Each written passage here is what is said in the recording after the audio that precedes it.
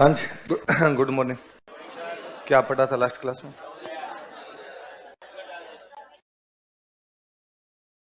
अच्छा, संत संप्रदाय शुरू कर लिए थे ना, और दादू दयाल जी महाराज पढ़ रहे थे ना।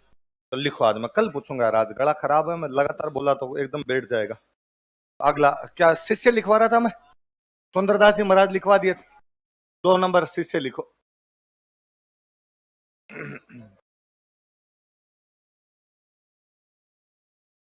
रज्जब जी, दादू संप्रदाय पढ़ रहे हैं। दादू संप्रदाय में 2 नंबर शिष्य लिखो, रज्जब जी।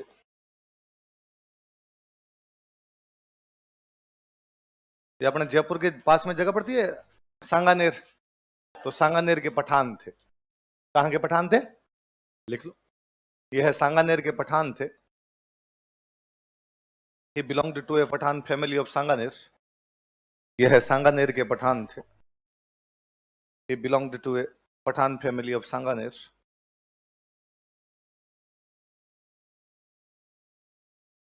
शादी थी इनकी, बारात जा रही थी आमेर। आमेर अपना आमेर, कभी आमेर का किला देखने गए तो वहां नीचे की तरफ एक तालाब बना हुआ है, माउठा, है ना, माउठा। वहां माउठा के पास में दादू दयाल जी का कैंप था। दादू दयाल जी अपने सत्संग लगाते रहते इधर उधर, कल बताया था सत्संग स्थल अलग तरीबा। तो वहां पे उनका कोई अलग तरीबा था। तो दादू दयाल जी महाराज वहां रुके हुए थे। बारात पहले लंबी लंबी दूर दूर जाया करती, इसलिए बारात रुक रुक के जाती। भाई ऊंटों पे घोड़ों पे जाती तो बेचारे कितने चलेंगे, थोड़ी देर जाके रुक जाया करते, रेस्ट करते, दोपहर में रुक जाते, फिर आगे चलेंगे। तो रास्ते में वहां पे दादू दयाल जी का कैंप लगा हुआ था, तो कहा यार थोड़ी देर रुक जाते हैं यहाँ पे, बाद में थोड़ा आगे बढ़ लेंगे यहाँ से, दोपहर में बैठ जाते हैं यहाँ पे। वहां बैठे, पता चला दादू दयाल जी का कैंप है। तो क्या यार, दादू दयाल जी के अलग दरबार में जाके बाबा टाइप के कोई बंदे हैं, दो ढंग की बात बता रहे हैं, तो अपने ही सुन लेते हैं। तो वहां जाके बैठ गए। वहां रज्जब जी दुल्हे की वेशभूषा में, एकदम शेरवानी पहनी हुई, सिर पे कलंगी, एंटीने सारी लगाए हुए उनके, साफा वाफा बंधा हुआ। और दादू दयाल जी ने रज्जब जी को देख के कहा कि रजब थू गजब कियो न माथे बांध्यो मोड़, आयो थो हरि भजन ने बैठो किन थोड़। यह रज्जब क्या गजब करने जा रहा है? तुझे भगवान ने भगवान का नाम लेने के लिए भेजा था, और तू ये शादी जैसा टुच्चा काम करने जा रहा है। मोह माया से जब तक बाहर नहीं निकलेगा तब तक गति संभव नहीं। जब तक इस लोभ लालच, इस गृहस्थ जीवन से बाहर नहीं निकलोगे तब तक मोक्ष प्राप्त नहीं होगी।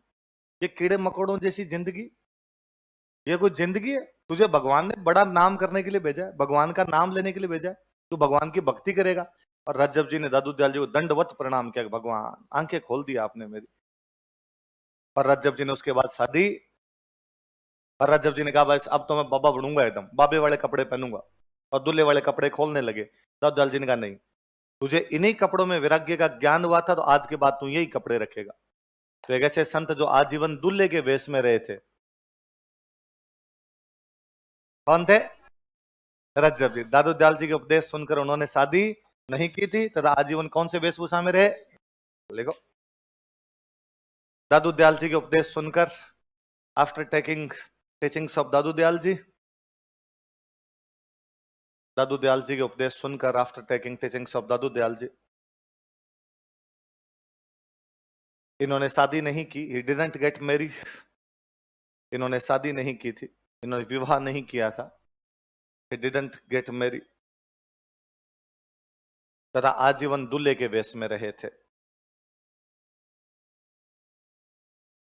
And lived in groom costume through out his life, for life long. तथा आजीवन दूल्हे के वेशभूषा में रहे थे। आजीवन दूल्हे की वेशभूषा में, lived in groom costume for life long, या in throughout of life. आजीवन किस वेशभूषा में रहे? दूल्हे की वेशभूषा। किताबें लिखी, बात बैठे बैठे क्या करते? किताबें लिखते। लिखो पुस्तकें। रज्जब जी ने कौन कौन सी किताबें लिखी?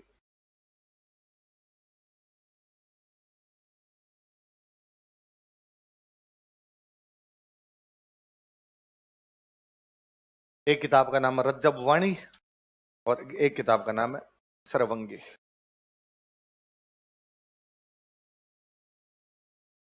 कौन कौन सी 2 किताबें बताओ देखे? रज्जब वाणी और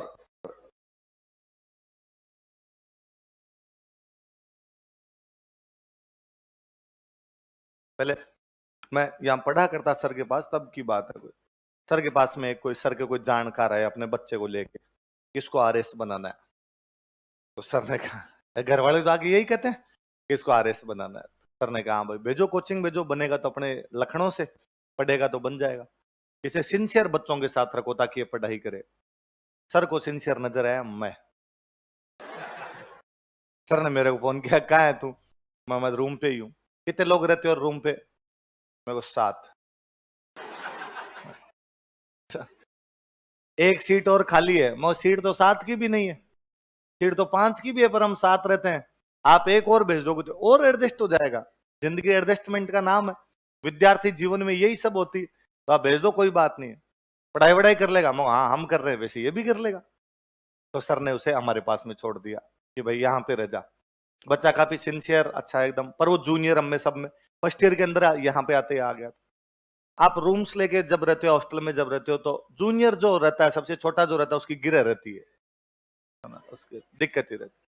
पहले रूम में कई साल तक मैं जूनियर था, तो सीनियर वो शोषण तो क्या होता है, वो प्यार शोषण कुछ ही मान लो उसको, कि भाई ला इसको पोलोविक्ट्री छोड़ गया, उसको रेलवे स्टेशन से ले क्या। तो एक तो आप बाइक पे सारे दिन दुर्गादास राठौड़ हुए घूमते थे, घोड़े वाले बाबा ही रहते हो आप।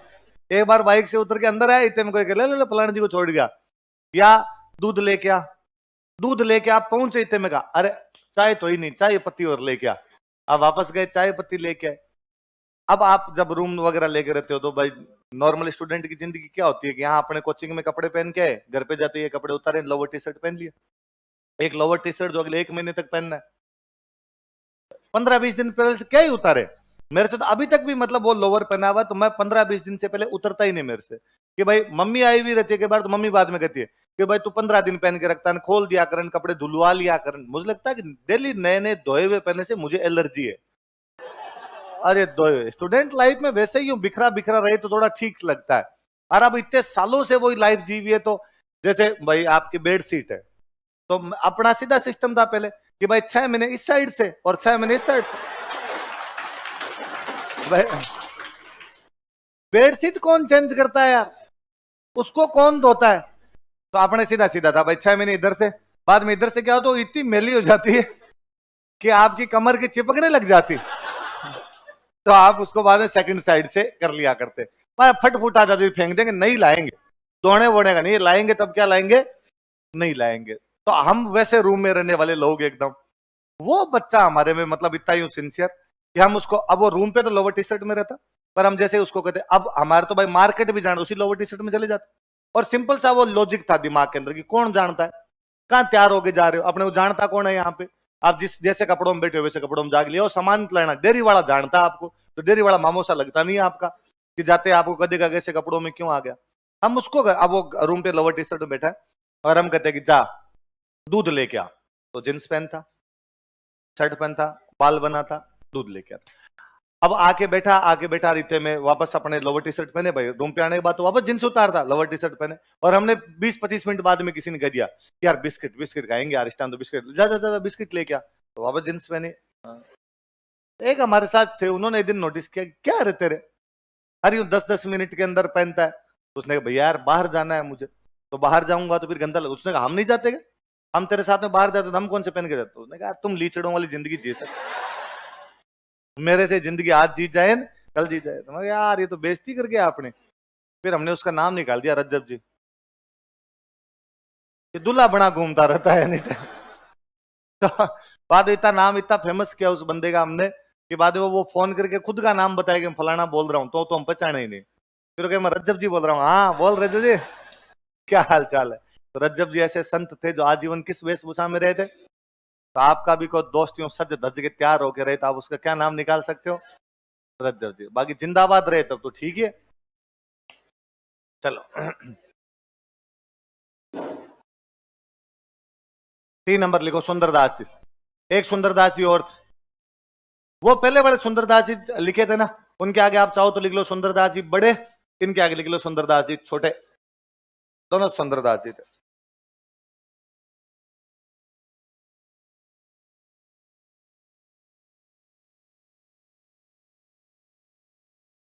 सुंदरदास जी बड़े और सुंदरदास जी छोटे।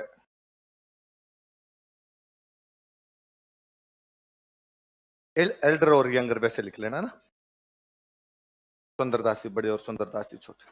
तो दो हुए थे, एक पहले वाले वो सुंदरदास जी, एक ही और ये बहुत बड़े विद्वान थे। मतलब ऐसा कहा जाता है कि वो योद्धा थे और ये क्या थे, विद्वान। दादू संप्रदाय में सबसे विद्वान कोई संत हुआ था तो वो कौन हुए थे, सुंदरदास जी। 42 किताबें लिखी थी। कितनी किताबें लिखी थी, लिख लो। इन्होंने 42 ग्रंथों की रचना की थी। ही रोट 52 बुक्स,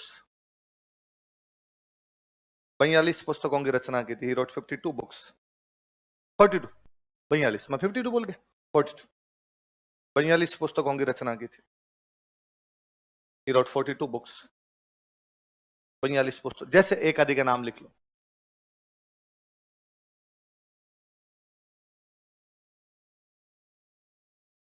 सुंदर सागर,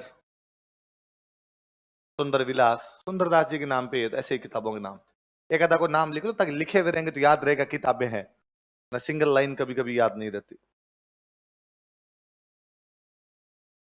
बाद में गेटोलाव, अपने गेटोलाव, यहां इनकी मृत्यु हुई थी। दौसा में जगह पड़ती है गेटोलाव, तो वहां पर इनकी समाधि बनी हुई है। लिख लो समाधि गेटोलाव दौसा।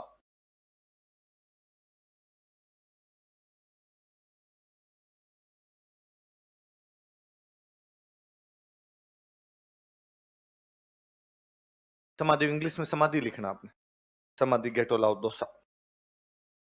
दौसा में जगह पड़ती है गेटोलाव। तो वहां पे मृत्यु हुई तो वहां पे लाश वगैरह छोड़ी होगी, तो बाद में चबूतरा वबूतरा बना दिया वहां पे, तो समाधि बन गई। पर 3 4 मैं नाम नाम लिख रहा हूं, खाली नाम नाम लिख लो। एक थे बालिंद जी,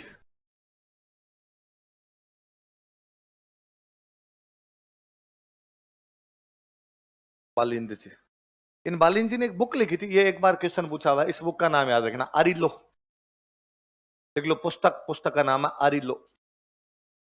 कोई पूछेगा बता दू संप्रदाय के कौन से संत ने अरिलो नामक पुस्तक लिखी थी, तो किसने लिखी थी, बालिंद जी ने।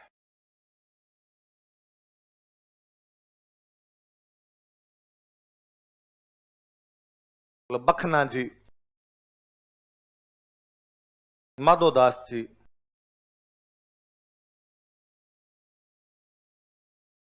दो नाम यूं लिख लो आप, तो याद मत करना भले, मैं यूं ही बताता हूं। गरीबदास जी और मिस्किन दास जी। गरीबदास जी दादू दयाल जी के बाद में इस पीठ पे बैठे थे, नरेना वाली पीठ पे दादू दयाल जी के बाद अगले जो संत बैठे थे उनका नाम क्या था, गरीबदास जी के बाद में बैठे थे मिस्किन दास जी।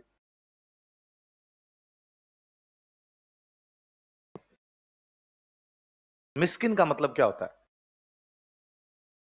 हुँ?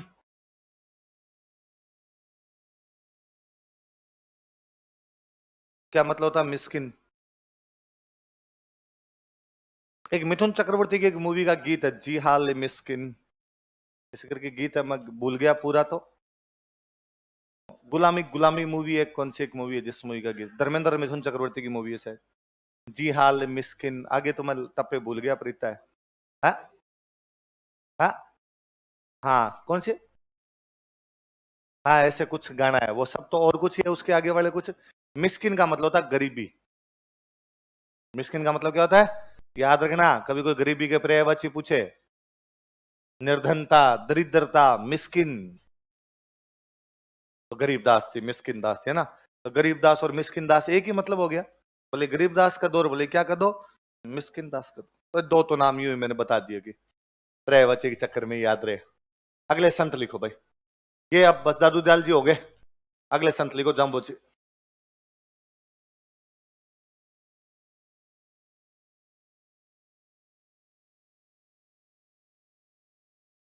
मैं थोड़ी नॉर्मल जानकारियां लिखता हूं, ये उतारो फिर अपने बात करेंगे।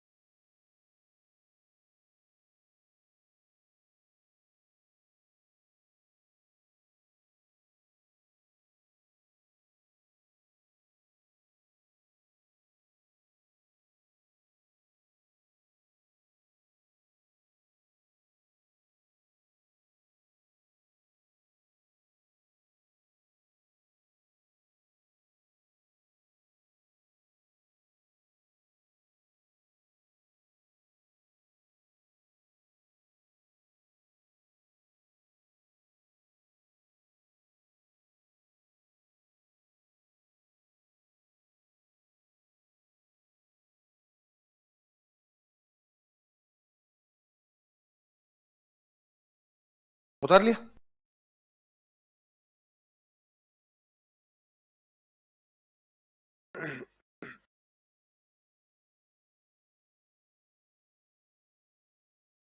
क्या क्या नाम बताओ, देखिए क्या क्या पढ़ा हमने। जन्म स्थान कहाँ पर है? पिंपासर नागौर। पिताजी का नाम? मम्मी का नाम? बचपन का नाम? मुख्य केंद्र कौन सा? कहाँ पे? बीकानेर में। साल में 2 बार मेले लगते हैं, कब कब आपके? आश्विन के अमावस्या पर। और एक सिंपल सी बात लिखते, जाम्बू जी का जो जन्म था वो पमार राजपूत परिवार में हुआ था। कौन से परिवार में हुआ था? लिखो, इनका जन्म पमार राजपूत परिवार में हुआ था। He born in a Pamar Rajput family. इनका जन्म पमार राजपूत परिवार में हुआ था। He born in a Pamar Rajput family.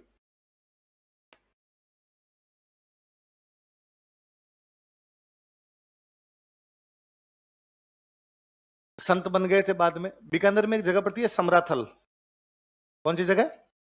उस समराथल वही मुकाम में ये जगह है ना। वहां पर अपने अनुयायी जो थे उनको 29 उपदेश दिए। कितने उपदेश दिए? 20 और 9। कितने दिए? 20 और 9। इसलिए अनुयायी क्या कहलाने लगे?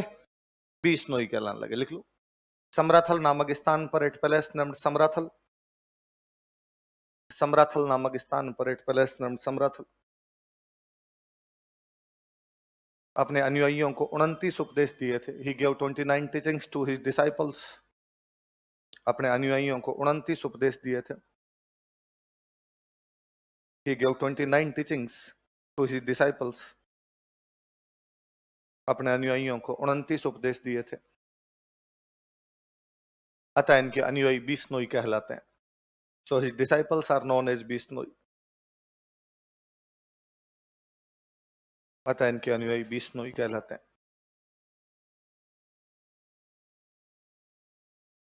20 और 9 सिद्धांत माने, इसलिए क्या कहलाने लगे? 20 नोई।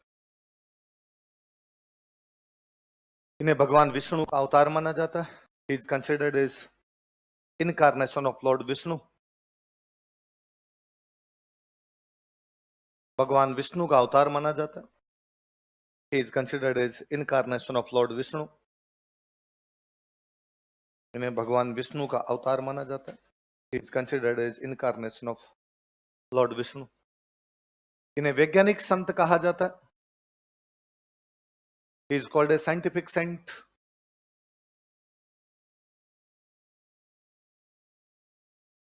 वैज्ञानिक संत कहा जाता है। He is called a scientific saint. उपदेश दिया करते थे। जो उपदेश देने वाली जगह, जैसे वहां अलग तरीबा थी, यहां पर बोलते हैं सांथरी। क्या बोलते हैं? लिख लो, उपदेश स्थल। टीचिंग पैलेस या उपदेश पैलेस लिख लो, बोले सांथरी। टीचिंग पैलेस, जहां पे सत्संग दिया करते या उपदेश दिया करते। उपदेश स्थल, जहां पे उपदेश देते उस जगह क्या कहलाती थी? सांथरी। भाई बीकानेर के पास में एक जगह पड़ती है लालासर। वहां पर मृत्यु हुई थी। मृत्यु कहां पर हुई थी? लालासर नामक स्थान पर इनकी मृत्यु हुई थी। He died at palace named Lalasar. Bikaner में जगह का नाम लालासर नामक स्थान पर मृत्यु हुई थी। He died at palace named Lalasar.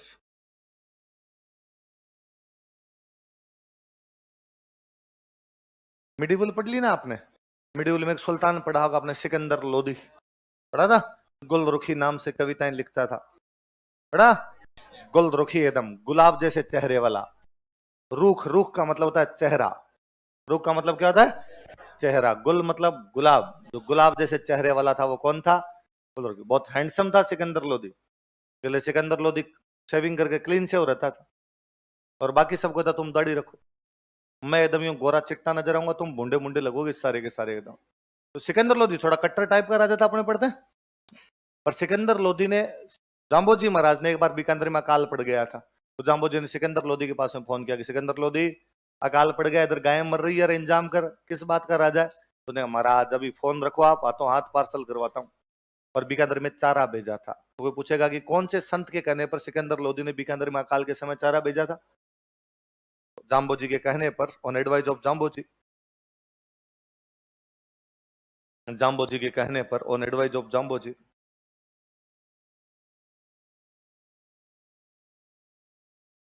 Jamboji के कहने पर on advice of Jamboji.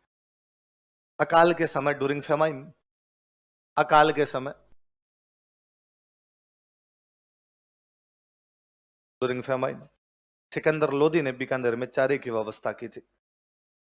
Sikandar Lodi ने बीकानेर में या बीकानेर पशुओं के लिए चारा भेजा था, ये लिख लो। सिकंदर लोदी ने बीकानेर पशुओं के लिए चारा भेजा था। Sikandar Lodi sent cattle feed to Bikaner. Sikandar Lodi sent cattle feed to Bikaner. Sikandar Lodi ने बीकानेर में पशुओं के लिए क्या भेजा था? उधर इन्हीं दिनों की बात है जब जोधपुर में एक राजा हुआ करते, जोधा। जोधपुर राजा कौन थे? और बीकानेर के राजा थे बिक्का। बाप बेटे थे। जोधा जी ने जोधपुर बसाया, बीका जी ने बिक्का। ये दोनों बाप बेटे जाम्बोजी के पास जाया करते, उनकी खूब रेस्पेक्ट किया करते थे। लिखो, जोधपुर का राजा जोधा तथा बीकानेर का राजा बिक्का भी जाम्बोजी का सम्मान करते थे। Jodhpur king Jodha and Bikaner king Bikka respected Jamboji.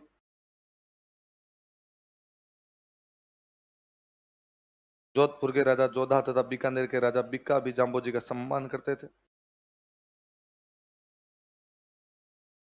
Jodhpur king Jodha and Bikaner king Bikka respected Jamboji.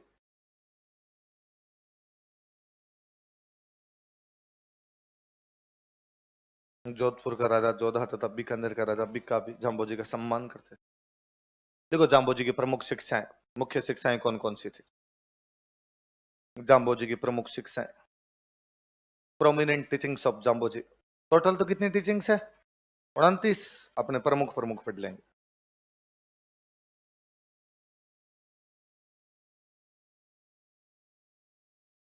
लिखो, एक नंबर लगा के लिखो। हरे पेड़ पौधे नहीं काटे जाने चाहिए।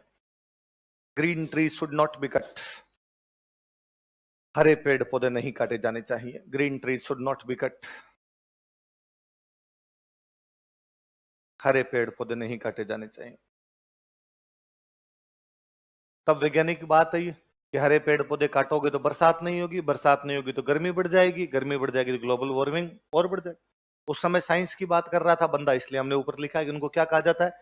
वैज्ञानिक संत। क्या कहा जाता है? ग्लोबल वार्मिंग तो लोगों ने बहुत बाद में सीखी है, ये तो उस टाइम ऐसी बातें कर रहे थे। अगला लिखो, 2 नंबर लिखो। जीव हिंसा नहीं की जानी चाहिए। जीव हिंसा नहीं की जानी मतलब पशुओं को मारना, जीव हिंसा नहीं की जानी चाहिए। Animal should not be killed. Animal should not be killed. जीव हिंसा नहीं की जानी चाहिए। अब जाम्बोजी महाराज तो सारे हरे पेड़ पौधों के लिए कह के गए थे भाई किसी भी प्रकार का हरा पेड़ पौधा काटा नहीं जाए। कोई भी हरा पेड़ पौधा क्यों काटो भाई? हरे पेड़ पौधे काटोगे तो तुम्हारे नुकसान है। किसी भी प्रकार के जीव की हत्या, वो बोले चिंटी और वो बोले हाथी हो, या तो चिंटी मरनी चाहिए तुम्हारे से जानबूझ कर, ना क्या क्या मारा जाना चाहिए? हाथी मारा जाना। आरपीसी को भगवान जाने कान में जाके किसने धीरे से बताया कि हरे पेड़ पौधे मतलब खेजड़ी। हरे पेड़ पौधे मतलब, तो मुझे याद है एक बार आरपीसी का सवाल था, बिश्नोई संप्रदाय का पवित्र वृक्ष बताइए। उत्तर इन्होंने क्या माना? अब यार पश्चिमी राजस्थान में होती खेजड़ी थी। जाम्बोजी महाराज कौन से अमरूद कटवाने से रुकवा देते? जब खेजड़ी होती थी तो उन्होंने कहा होगा खेजड़ी मत काटो रहा आसपास की। बाकी उन्होंने तो सारे पेड़ पौधों के लिए कहा था, तो पेड़ पौधे वाली लाइन की कोष्टक में लिख लो खेजड़ी।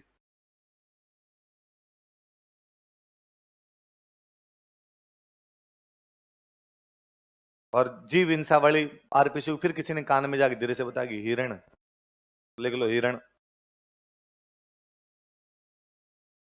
हिरण लिख लो। क्या कहते हो हिरण को अंग्रेजी में? डियर। डियर लिख लो। ये सलमान खान जानते? इस शिक्षा को सलमान खान ने याद किया और ने कहा ये बड़ी शिक्षा एकदम सही है। चलो और लिखो, देखिए नीले कपड़े नहीं पहनने चाहिए। नीले कपड़े नहीं पहने जाने चाहिए। Blue clothes should not B wear. नीले कपड़े नहीं पहने जाने चाहिए। Blue clothes should not B wear. नीले कपड़े नहीं पहने जाने चाहिए। मैं तो आज जाम्बोजी महाराज से खुद ही माफी मांग रहा हूँ। नीले नीले पहन के आया मैं हमेशा ध्यान रखता हूँ कि जिस दिन क्लास में जाम्बोजी पढ़ाने होते हैं मैं नीले नहीं पहनता। हिंदू धर्म में पहले नीले कपड़े बैन थे। जाम्बोजी महाराज की बात नहीं है, हिंदू धर्म में नीले कपड़े पहने ही नहीं चाहते थे, स्पेशली महिलाओं के लिए तो एकदम बैन था। नीले रंग के लिए ऐसा माना जाता है कि नीला रंग जो होता है वो एंटी एनर्जी कलर होता है। कैसा कलर होता है? एक तो वैसे देखो गाढ़े रंग जो होते हैं ना, गाढ़े मतलब काला, नीला, ये अपने घरों में मना ही करते हैं, काला नहीं पहनना चाहिए। तो अपने वैसे बना लिया कि काला रंग दुख का प्रतीक है। काला रंग किसका प्रतीक है? कि दुखी आदमी होता है वो काले रंग के कपड़े पहने। अपने काले रंग के क्यों पहने? बाकी कारण साइंटिफिक था। साइंटिफिक कारण आप साइंस के अंदर पढ़ते हैं कि काला रंग सूर्य की किरणों को ज्यादा अवशोषित करता है। आप पश्चिमी राजस्थान में रहते हुए, जहां सूरज आपके ऊपर सिर पे चमकता 8 महीने, वहां पर आप काले कपड़े कैसे पहन सकते हैं? और वहां पर काले कपड़े ज्यादा पहनेंगे, फिर वो कपड़े पहन के खेत में काम करने जाएंगे, कभी झुलस जाएंगे। पहले वो टेरिकोट वाले कपड़े और हुआ करते, चलते चलते आग लग जाएगी कहीं पे, इसलिए मना किया हुआ था कि भाई काले कपड़े नहीं पहने। ऐसा कैसा नीले रंग के लिए था कि नीला रंग भी सूर्य की किरणों को ज्यादा, कोई गाढ़ा रंग होगा वो करेगा, तो नीले रंग के लिए भी बैन था। और नीले रंग को तो अपने इतना एंटी एनर्जी कलर माना करते थे कि अक्सर हम मॉडर्न इंडिया में भी आगे पढ़ेंगे कि नील की खेती यदि किसी खेत में की जाए तो खेत बंजर हो जाता है, फर्टिलिटी गायब कर देता है।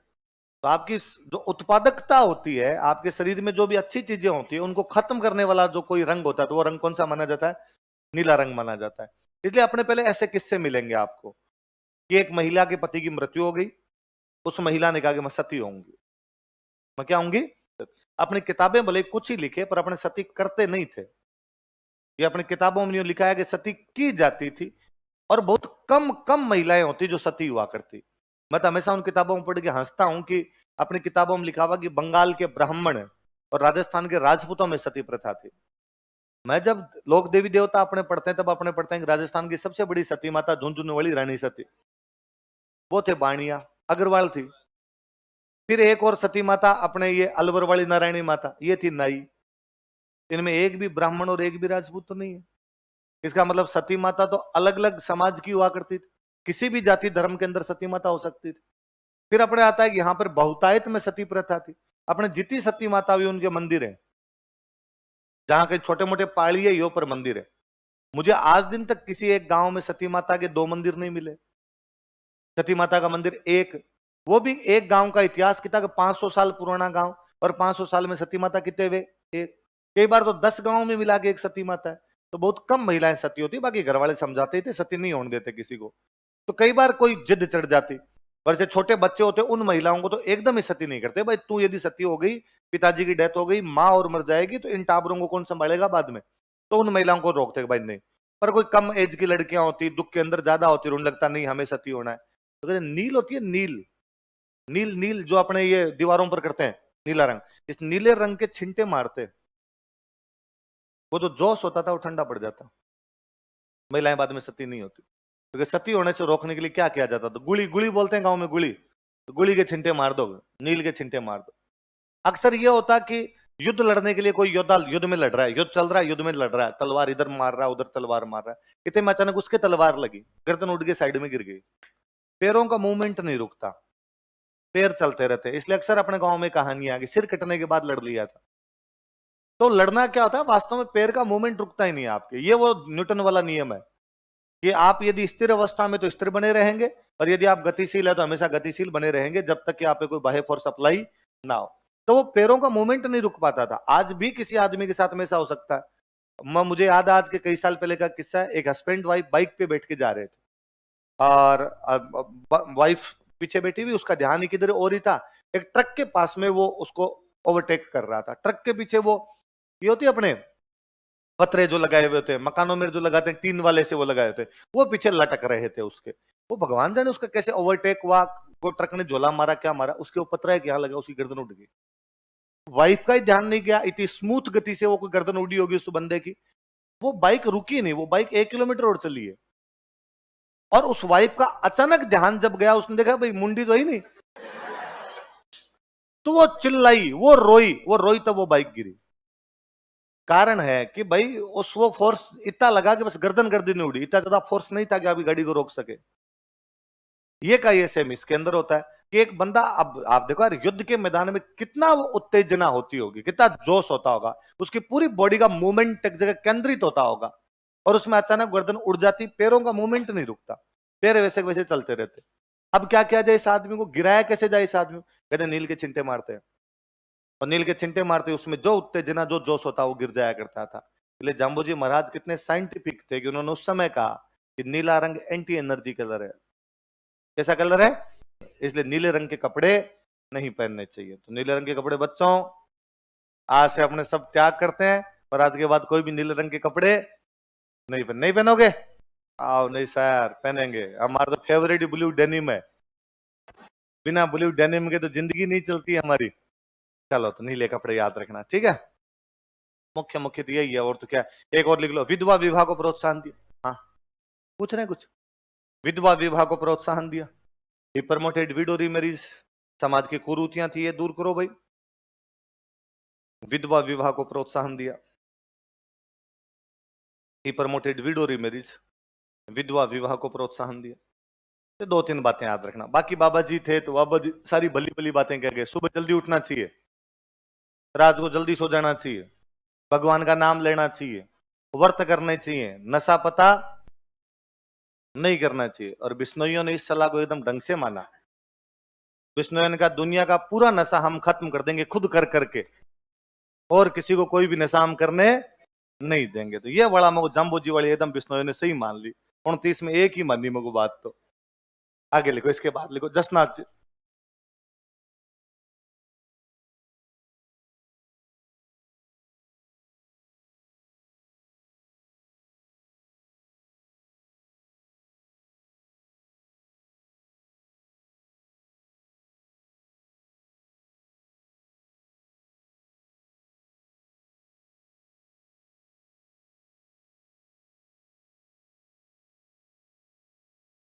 तो जन्म स्थान कतरियासर बीकानेर,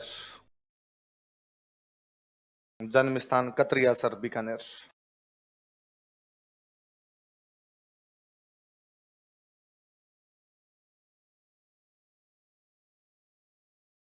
जन्म स्थान कौन सा है? जाटों में गोत्र होता है जानी, लिख लो। इनका जन्म जानी जाट परिवार में हुआ था। ही बॉर्न इन जानी जाट फैमिली।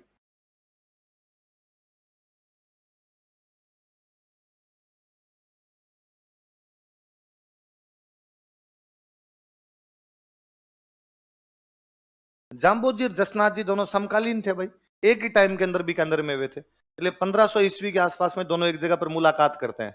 उस जगह का नाम था गोरखमालिया। क्या नाम था? और सुनो, देखो मेरी बात सुनो, मैंने दिन पहले ही आपको बताया था कि नाथ संप्रदाय वाले जो भी होते हैं, नाथ लगा हुआ नाम के पीछे, ये गोरखनाथ जी को अपना गुरु मानते हैं। किसको मानते हैं? गोरखनाथ जी, जिनकी मुख्य पीठ है गोरखपुर, जिसका बाबा बाबा है ना। यूपी वाले जो बाबा है वो उस पीठ के मुख्य संरक्षक महंत है, उस पीठ के महंत जी है। तो ये जसनाथ जी महाराज जहां पे रहते उस जगह का नाम ही क्या पड़ गया? गोरखमालिया। तो कहते जाम्बू जी महाराज एक बार यहाँ पर मिलने के लिए आते। वहीं बीकानेर में कतरियासर के पास में एक जगह पड़ती है, देखो 1500 ईस्वी में, इन 1500 AD, 1500 ईस्वी में गोरखमालिया नामक स्थान पर एक पैलेस नेम्ड गोरखमालिया, गोरखमालिया नामक स्थान पर एक पैलेस नेम्ड गोरखमालिया। इन्होंने जाम्बो जी से मुलाकात की थी। ही मेड जाम्बो जी। याद रहेगा ना, दोनों एक ही टाइम के कंटेम्पररी है। तीनों, करणी माता भी इसी टाइम की थी। करणी माता, जाम्बो जी, जसना जी, तीनों बीकानेर में, तीनों एक ही टाइम में। इन्होंने जाम्बो जी से मुलाकात की थी। ही मेड जाम्बो जी। अच्छा मुझे बताओ, देखिए कि जसनाथ जी जाम्बो जी के समकालीन है, तो जसनाथ जी के टाइम में दिल्ली का सुल्तान कौन रहा होगा? सिकंदर लोधी। तो सिकंदर लोधी इनको ये कतरियासर गांव वाली जमीन दान में दे दी थी। ये पूरा गांव इनको, भाई यहां से मैं आज के बाद कोई भी टैक्स नहीं लूंगा, ये जमीन पूरी किसकी मान ली जाए? जसनाथ जी की। लिख लो, सिकंदर लोधी ने इन्हें कतरियासर गांव दान में दिया था। Sikandar Lodhi donated him Katariyasar village. Sikandar Lodhi ने इन्हें कतरियासर गांव दान में दिया था। Sikandar Lodhi donated him Katariyasar village.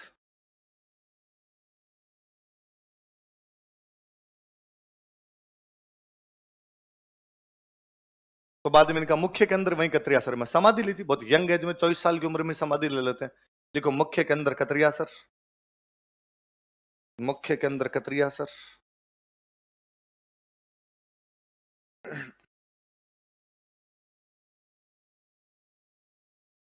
मुख्य केंद्र कौन सा है?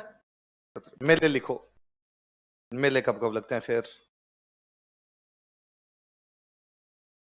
देखो चैत्र शुक्ल सप्तमी, चैत्र शुक्ल सप्तमी, seventh bright day of Chaitra, आश्विन शुक्ल सप्तमी, seventh bright day of Ashwin, माघ शुक्ल सप्तमी, seventh bright day of Magh, चैत्र शुक्ल सप्तमी, आश्विन शुक्ल सप्तमी और माघ शुक्ल सप्तमी। जाम्बोजी महाराज अपने अनुयायियों कितने उपदेश देके गए? इन्होंने कहा जाम्बोजी से मैं थोड़े ज्यादा दूंगा। जाम्बोजी आरएस पढ़ाते हैं, मैं आईएएस पढ़ाऊंगा। इन्होंने दिए 36। कितने दिए? देख लो, इन्होंने अपने अनुयायियों को 36 उपदेश दिए थे। He gave 36 teachings to his disciples. इन्होंने अपने अनुयायियों को 36 उपदेश दिए थे। कितने उपदेश दिए? जाड़ का पेड़ होता है, जाड़ का पेड़, तो जाड़ के पेड़ को और मोर के पंख को इनके अनुयायी पवित्र मानते हैं। किस किस को पवित्र मानते हैं? लिख लो, इनके अनुयायी हिज डिसाइपल्स, इनके अनुयायी हिज डिसाइपल्स जाल वृक्ष तथा मोर पंख को पवित्र मानते हैं।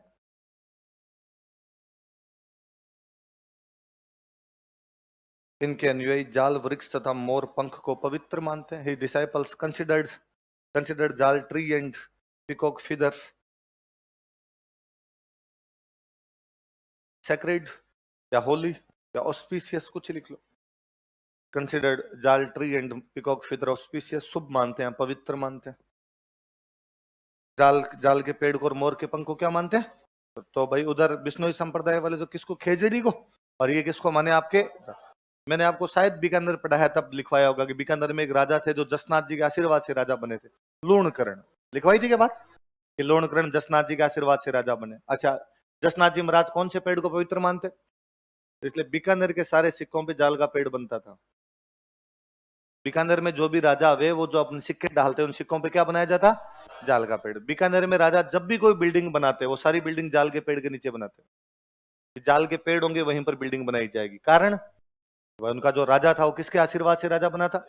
जसनाथ जी। जसनाथ जी महाराज का पवित्र पेड़ कौन सा? इनके जो अनुयायी होते हैं गले में काली ऊन का धागा पहनते हैं। मेरे पैर का जैसे काली ऊन का धागा पहनते। लिखो, इनके अनुयायी गले में काली ऊन का, मैं अनुयायी हूँ बाकायदा तगड़ा एकदम।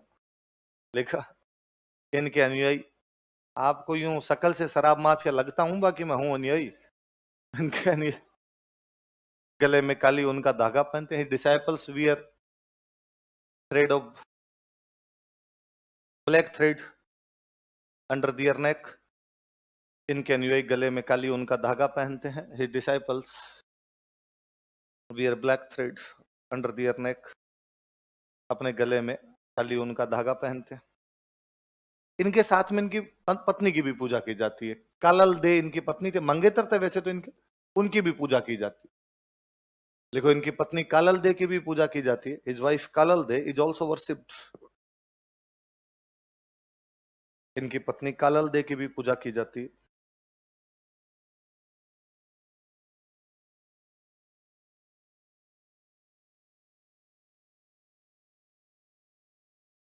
अब जसनाथ जी का संप्रदाय था तो नाम क्या पड़ गया? जसनाथी।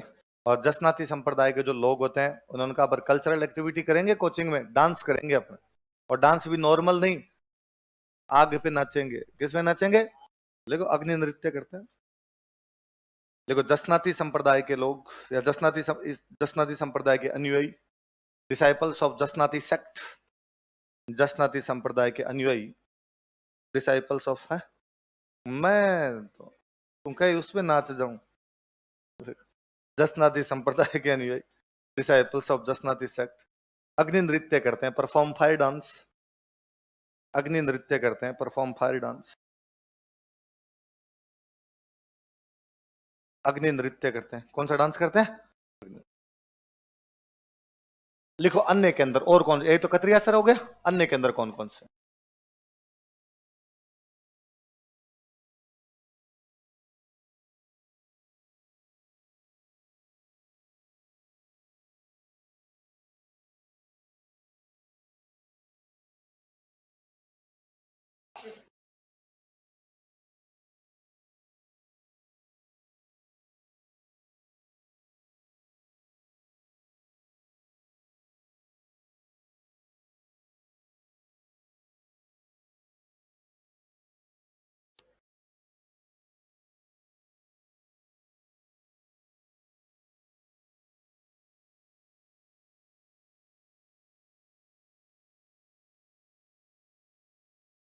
बम्बलू, लिखमांदेसर, पुंडरासर, मालासर और पांचला सिद्धा। पांचला सिद्धा नागौर में, बाकी सारी जगह बीकानेर में।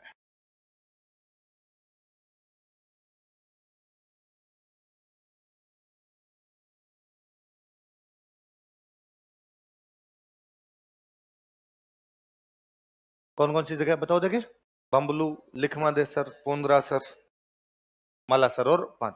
ये जो पांचला सिद्धा ना, इसको बोलते हैं जसनाती संप्रदाय की मथुरा। कि जैसे हिंदुओं में मथुरा का जो महत्व है, जसनाती संप्रदाय वालों के लिए वही महत्व किसका है? लिख लो, पांचला सिद्धा के आगे लिख लो जसनाती संप्रदाय की मथुरा। मथुरा ऑफ जसनाती सेक्ट,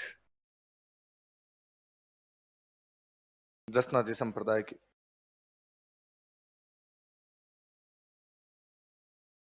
अपने जो ऑनलाइन वाले बैच चलते हैं, तो ऑनलाइन बैच में एक मार्ट साहब है, वो स्टूडेंट है अपने, पांचला सिद्धा के। तो उनके जब भी कभी फोन आते हैं या कभी कोई मैसेज कर लेते हैं, तो और मार्ट साहब क्या चल रहा है? सर बस जाड़ की छाया में बैठे हैं। किसकी छाया में बैठे हैं? तो पांचला सीधा तो जसनाथ जी महाराज का मुख्य केंद्र जसनाथी संप्रदाय का, तो जाड़ के पेड़ होंगे, सर बस जाड़ की छिया में बैठे हैं। आप भी आओ सर कभी जसनाथी संप्रदाय की जाड़ की छिया में बैठने के लिए। आएंगे भाई। तो कौन सा गांव है?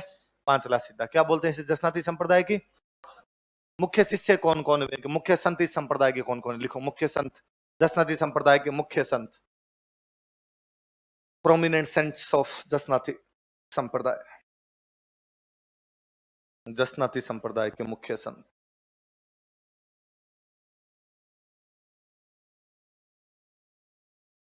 लिखो, लालनाथ जी। और लालनाथ जी ने एक बुक लिखी थी, बुक का नाम है जीव समझोतरी।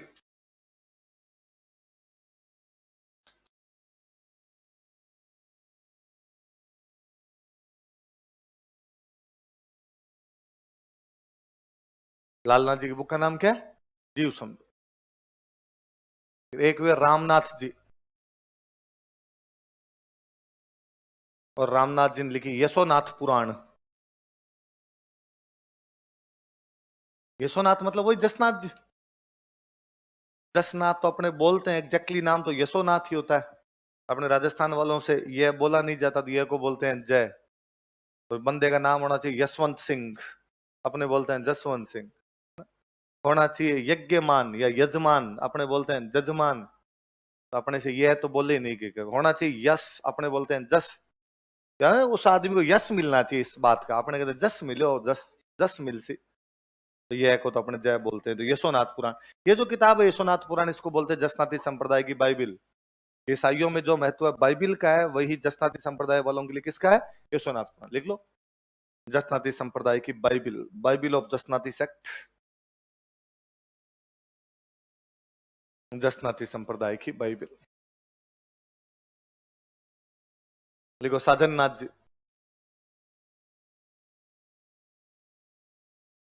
साजन नाथ जी। जोधपुर में एक महाराजा हुए थे अजीत सिंह, अपने पढ़ा था कि उन्होंने अपना राज्य प्राप्त करने के लिए मुगलों के खिलाफ 30 साल तक संघर्ष किया था, पढ़ते हैं? तो उनको राज्य प्राप्ति का आशीर्वाद यदि किसी आदमी ने दिया, तो किसने दिया था? तो साजन नाथ जी के पास है। साजन नाथ जी का, अजीत सिंह चिंता मत करो, तुम्हें तुम्हारा राज्य प्राप्त हो जाए। लिख लो, इन्होंने जोधपुर महाराजा अजीत सिंह को राज्य प्राप्ति का आशीर्वाद दिया था। इन्होंने जोधपुर महाराजा अजीत सिंह को राज्य प्राप्ति का आशीर्वाद दिया था। He gave blessing to Jodhpur Maharaja Ajit Singh to get his state या for get his state। इन्होंने जोधपुर महाराजा अजीत सिंह को राज्य प्राप्ति का आशीर्वाद दिया था। He gave blessing to Jodhpur Maharaja Ajit Singh for get his state, राज्य प्राप्ति का आशीर्वाद दिया था।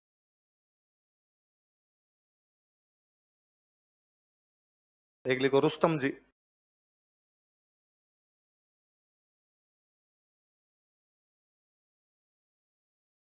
कौन वे? रुस्तम जी। रुस्तम जी जो थे, औरंगजेब के पास एक बार, वहां औरंगजेब के दरबार में अग्नि नृत्य उसके सामने यूं दिखाया था, प्रदर्शन किया था। तो औरंगजेब ने इनको नगाड़ा दे के सम्मानित किया था। क्या दे के सम्मानित किया था? लिखो, फिर मैं अर्थ बताता हूं वापस। औरंगजेब ने इन्हें नगाड़ा देकर सम्मानित किया था। Aurangzeb honoured him by giving in नगाड़ा। औरंगजेब ने इन्हें नगाड़ा देकर सम्मानित किया था। Aurangzeb honoured him by giving in नगाड़ा। औरंगजेब ने इन्हें नगाड़ा देकर सम्मानित किया था।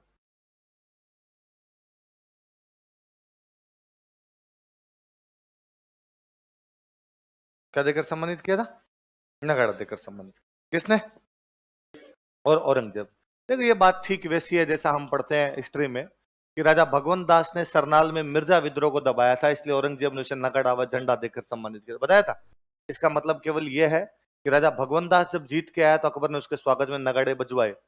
इसका मतलब केवल यह है कि रुस्तम जी जब औरंगजेब के दरबार में गए तो औरंगजेब ने उनके स्वागत में क्या बजवा दिए? पहले नगाड़े हर कोई नहीं बजा सकता था, नगाड़े बजाने के लिए राजा लाइसेंस दिया करता था कि किस आदमी को नगाड़े बजवाने का अधिकार है और किस आदमी को नगाड़े बजाने का अधिकार, कहां तक बजाओगे, कब बजाओगे, ये सब राजा के लाइसेंस हुआ करते। पर औरंगजेब ने कहा कि भाई रुस्तम जी आज के बाद जब भी दरबार के अंदर आएंगे तो इनके स्वागत में क्या बजाने पड़ेंगे? आगे बात समझो।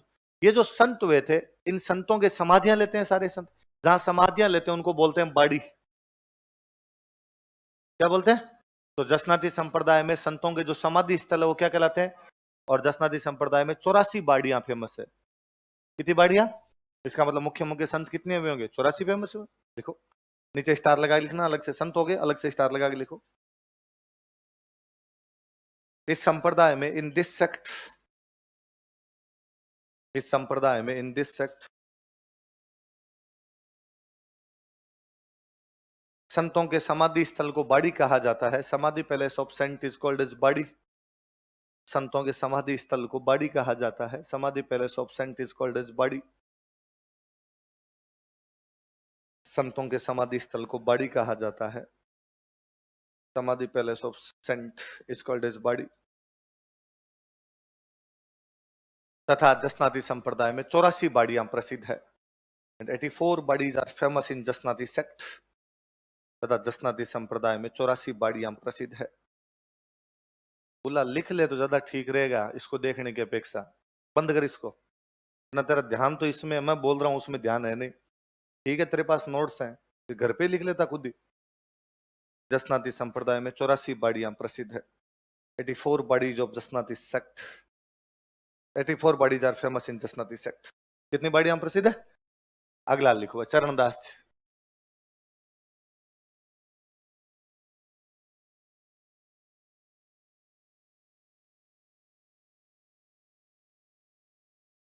चरणदास। अगले संत आ गया ना, वो हो गए भाई दादू दयाल जी हो गए, जाम्बोजी महाराज हो गए, जसनाथ जी हो गए। अब अगले संत कौन से हैं? चरण।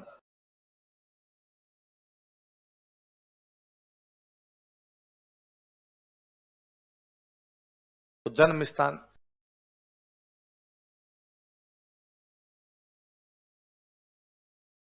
देहरा अलवर।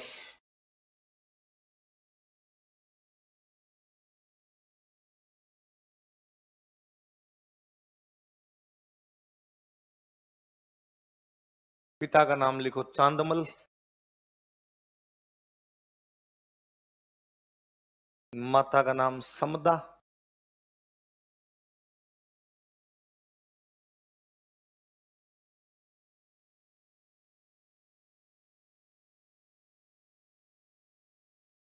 बचपन का नाम रणजीत।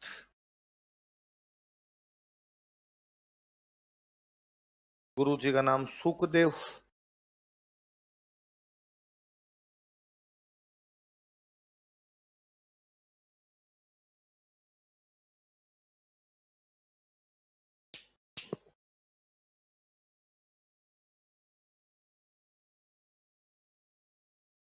मुख्य के अंदर लिख लो दिल्ली।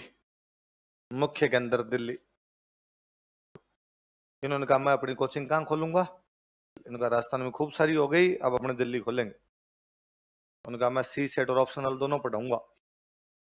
तो जाम्बोजी महाराज ने कितने उपदेश दिए? 29। जसनाथ जी महाराज ने? इन्होंने कहा भाई अब दिल्ली वाली कोचिंग है नोट्स थोड़े ज्यादा होने चाहिए। 42 दूंगा, लिखो। इन्होंने अपने अनुयायियों को 42 उपदेश दिए। He gave 42 teachings to his disciples. इन्होंने अपने अनुयायियों को 42 उपदेश दिए। He gave 42 teachings to his disciples. फिर उन्होंने कहा अपनी कोचिंग में यूनिफॉर्म लगेगी, ऐसे नहीं रंग बिरंगे कपड़े पहन पहन के आ जाते हो। जाम्बोजी महाराज ने तो कहा नीले नहीं पहन के आने, बाकी तुम्हारी जो मर्जी हो वो। इनका सारे के सारे येलो पहन के आएंगे। कैसे पहन के आएंगे? इनके अनुयायी पीले रंग के कपड़े पहनते हैं। His disciples wear yellow clothes. थोड़े दिनों में आपके भी यूनिफॉर्म लगाएंगे हम। सब यूनिफॉर्म पहन के आओगे, है ना? ठीक है, रंग बिरंगे पेन पहन के आते हो। इनके अनुयायी पीले रंग के कपड़े पहनते हैं। पीले रंग के दे दें तुम्हें भी, चरणदासी संप्रदाय बना दें तुम्हारा, कैसा? वाइट? वाइट? अरे वाइट मेला कितना होगा? हाँ, डेली डेली कौन धोएगा उसको? नहीं, वाइट। ब्लैक?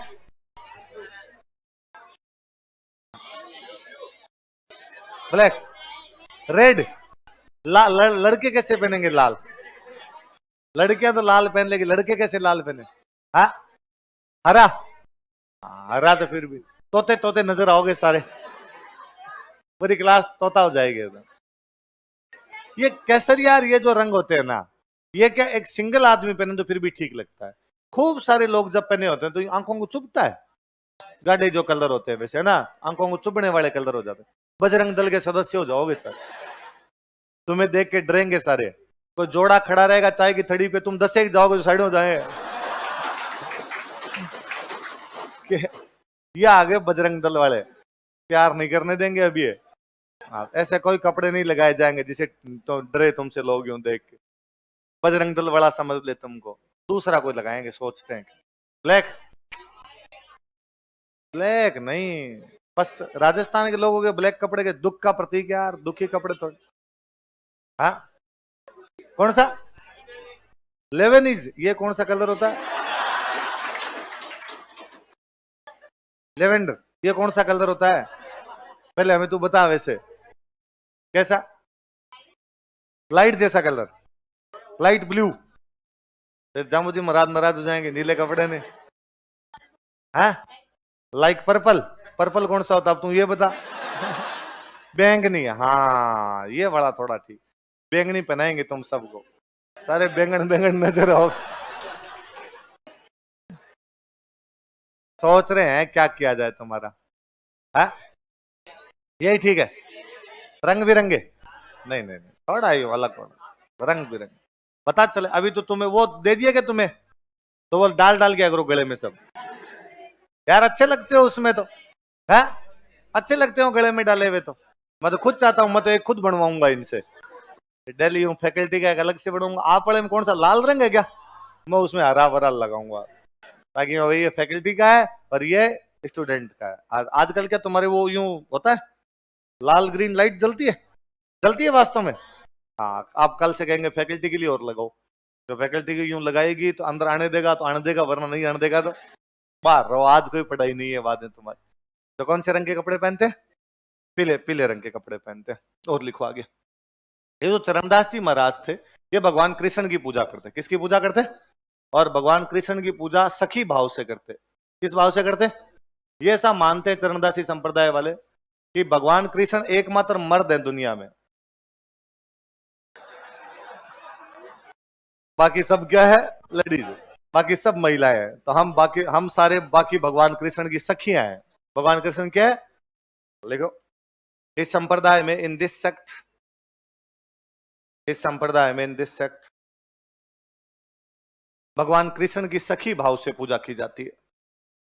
भगवान कृष्ण की सखी भाव से पूजा की जाती है। Lord Krishna is worshipped. सखी भाव को अंग्रेजी में क्या कहोगे रे, है? एज सखी लिखो, सखी लिखो, और तो क्या लिखो, सहेली लिखोगे, फ्रेंडशिप, फ्रेंडशिप मैनर। हाँ सखी, नहीं नहीं ऐसे नहीं लिखना, सखी लिख लो, इन सखी भाव या एज सखी लिख लो। कि अपने को सखियां मानते, नॉर्मली होता ही है कि वो ये मानते हैं कि भगवान कृष्ण की हम क्या है, सारी की सारी सखियां। तो ये तो एक कई साल पहले का किस्सा है ना, यूपी में एक डीआईजी साहब हुए पांडा, डीआईजी पांडा नाम था उनका, मैं भूल गया आगे वाला नाम तो, पर सरनेम उनका पांडा था। उन्होंने खुद को भगवान कृष्ण की सखी घोषित कर दिया कि मैं भगवान कृष्ण की राधा हूं, और साड़ी पहन के आते, साड़ी पहनते, लिपस्टिक लगाते, बिंदी लगाते, मांग भरते पूरी की पूरी। तो बड़ा यूपी डिपार्टमेंट में हो डीआईजी, पुलिस का सबसे बड़ा अधिकारी। अब डीआईजी साहब अपने ऑफिस के अंदर बैठे, बाहर कोई मिलने के लिए आया और कहा कि डीआईजी साहब से मिलना है। गेट कीपर ने कहा नहीं मिले तो ही ठीक है। नहीं नहीं मुझे डीआईजी साहब से, डीआईजी साहब का, डीआईजी साहब कोई बाहर मिलने के लिए आया। डीआईजी साहब ने कहा भेजो। बंदा अंदर गया, आगे डीआईजी साहब साड़ी के पल्लू फटकार रहे हैं, इधर उधर। तो बाद में रिटायर किया था यूपी पुलिस ने उनको। भाई घर जाओ यार, ऐसे काम पुलिस के अंदर नहीं कर सकते। तुम्हें जो तुम्हारी भक्ति करनी है घर पे करो, यहाँ पे थोड़ी कर सकते हो आप। आपको राधा बनना है, रुक्मणी बनना है, जो बनना है घर पे जाके। तो ये चरणदासी संप्रदाय वाले भी ऐसे मानते हैं कि भगवान कृष्ण एकमात्र मर्द है, बाकी सब लोग उसकी क्या है। चरणदास जी महाराज जो थे ये पेपर बता दिया करते और थे, भविष्यवाणियां करते थे, पहले ही बता देते कि इस बार कौन कौन से क्वेश्चन आएंगे। लिखो, चरणदास जी ने नादिर शाह के आक्रमण की भविष्यवाणी की थी। चरणदास जी प्रिडिक्टेड या forecasted attack of Nadir Shah. Nadir Shah के आक्रमण की भविष्यवाणी की थी। नादिर शाह के आक्रमण की भविष्यवाणी की थी। टापरों को पहले ही बता दिया पेपर आउट है, इस बार क्या क्या क्वेश्चन आएंगे। नादिर शाह के आक्रमण की भविष्यवाणी की थी।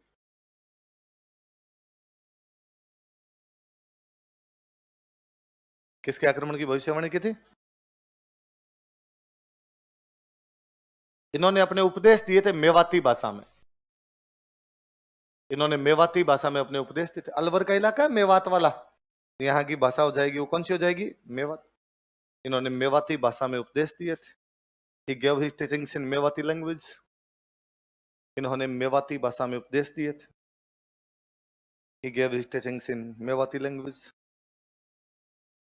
अपने में जयपुर में एक राजा पड़े थे प्रताप सिंह, जिन्होंने हवा महल बनवाया था। तो प्रताप सिंह ने इनको एक गांव दान में दिया था, कोलीवाड़ा। कौन सा गांव दान में दिया था? लिखो, जयपुर महाराजा सवाई प्रताप सिंह ने, जयपुर महाराजा सवाई प्रताप सिंह, जयपुर महाराजा सवाई प्रताप सिंह ने,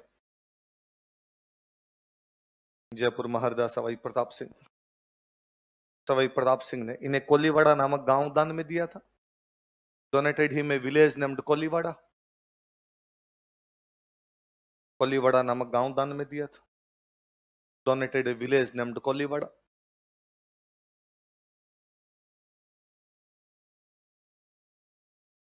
कोलीवाड़ा नामक गांव दान में दिया था। इन्होंने निर्गुण तथा सगुण दोनों प्रकार की भक्ति का संदेश दिया था। इनका तुम्हारे जो जी में वो करो यार, कोई बाउंडेशन नहीं है। इन्होंने निर्गुण तथा सगुण दोनों प्रकार की भक्ति का संदेश दिया था। He gave message of both निर्गुण एंड सगुण भक्ति। इन्होंने निर्गुण तथा सगुण दोनों प्रकार की भक्ति का संदेश दिया था। He gave message of both निर्गुण एंड सगुण भक्ति। निर्गुण तथा सगुण दोनों प्रकार की भक्ति का क्या दिया था? संदेश दिया। किसने?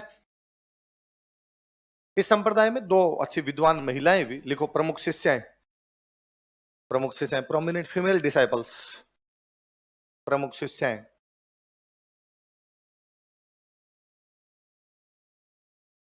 एक वे दयाबाई,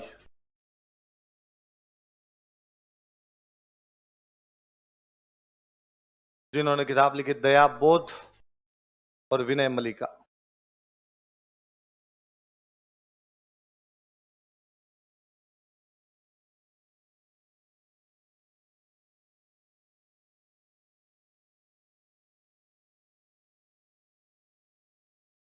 एक वे सहजो भाई, जिन्होंने किताब लिखी सहज प्रकाश।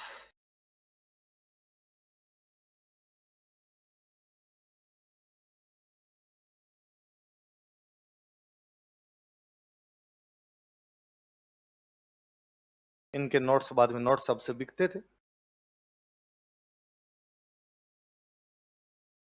कौन कौन सी किताबें? दयाबाई किताबों के नाम बताओ। दया बोध और विनय मलिका। सहजो भाई की सहज प्रकाश। मुझे याद है ये 2000 वाले प्री में क्वेश्चन था कि दयाबाई कौन से संप्रदाय से संबंधित थी। तो कौन से संप्रदाय से? चरणदास। कौन सा संप्रदाय? सहजो भाई पूछ ले अगली बार तो सहजो भाई भी कौन से संप्रदाय से?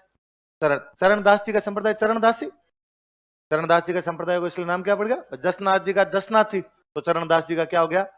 चरणदासी संप्रदाय। तो मैं अक्सर पहले यूं क्लास में हंसता रहता था कि भाई चरणदासी संप्रदाय में हमेशा लड़कियां टॉप करती थी। विमेन एम्पावरमेंट ज्यादा था, लड़कियों ने हमेशा टॉप किया, इसलिए हम शिष्यों के नाम नहीं पढ़ते। किसके नाम पढ़ रहे हैं? शिष्यों। बाकी सब जगह शिष्य संत पढ़ रहे हैं, यहाँ पर हम शिष्याएं पढ़ रहे हैं बाकायदा। तो मगर स्प्रिंग बोर्ड की तरह, स्प्रिंग बोर्ड की मगर लड़कियां भी हमेशा टॉप करती है। 2013 में आरएस वाला रिजल्ट आया और 2013 के आरएस के रिजल्ट में टॉप 10 में एक लड़की थे, देवयानी। देवयानी मैम अपने स्टूडेंट। और वैसे ही जो टॉप 3 में 3 लड़कियां थी, टॉप 3 जो लड़कियां थी वो तीनों अपने स्टूडेंट थी। देवयानी, श्यामा मैम और ये आपके पुष्पा सिसोदिया मैम, तीनों अपने स्टूडेंट थे। पुष्पा सिसोदिया मैम अपने जोधपुर स्प्रिंग बोर्ड के, ये दो तो यहीं की थी, एक ही बैच की और थे। 2016 वाला रिजल्ट आया, उसमें टॉप 10 में 2 लड़कियां थी। एक तो आपके रूबी अंसार, एक प्रतिभा पूनिया, दोनों के दोनों अपने थे। पिछली बार गड़बड़ हो गई। हाँ, पिछली बार टॉप तो लड़कियों ने किया, पर जो फर्स्ट रैंक पे दो थे मैम थे वो अपने स्टूडेंट ही नहीं थे। उनके बाद वाले सारे, शिवाक्षी थी तो अपनी स्टूडेंट थी, वर्षा थी तो अपनी स्टूडेंट है, और एक और कौन, बिनू बिनू बिनू देवल जिनके 8वीं रैंक है, वो अपने स्टूडेंट है। तो पिछली बार रिकॉर्ड टूटा, वरना बीच में एसआई वाला रिजल्ट आया, एसआई में जो लड़कियों में फर्स्ट रैंक थी ललिता घोटिया, तो ललिता अपने स्टूडेंट थी। तो लड़कियों, तुम पर जिम्मेदारी है, अगली बार रिकॉर्ड टूटना नहीं चाहिए। अगली बार भी कोई लड़की टॉप करे, वो कहां से होनी चाहिए? चरणदासी नहीं, स्प्रिंग बोर्ड से। कैसर चरणदासी संप्रदाय से। वो कहां से होनी चाहिए? स्प्रिंग बोर्ड से। हाँ, तो फर्स्ट रैंक तुम्हारी आनी चाहिए। चलो आगे लिखो, कैसर चरणदासी से। आगे लिखो, लालदास।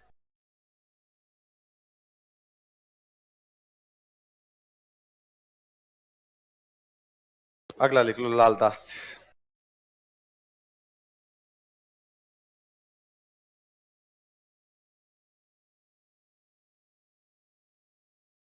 दो तीन बातें मैं उतार रहा हूं, ये लिख लो।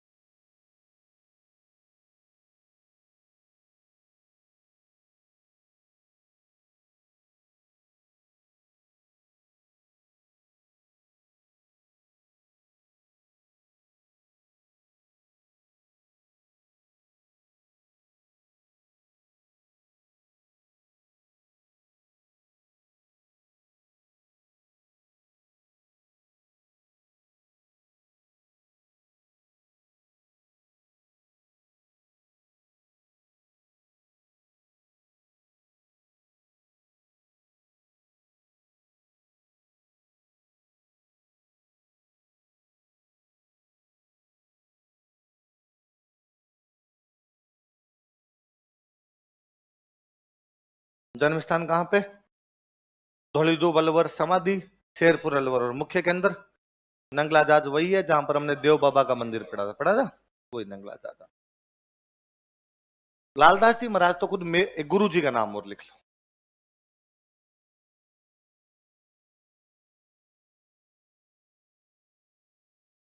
गद्दन चिश्ती, गुरु जी का नाम लिख लो, गद्दन चिश्ती।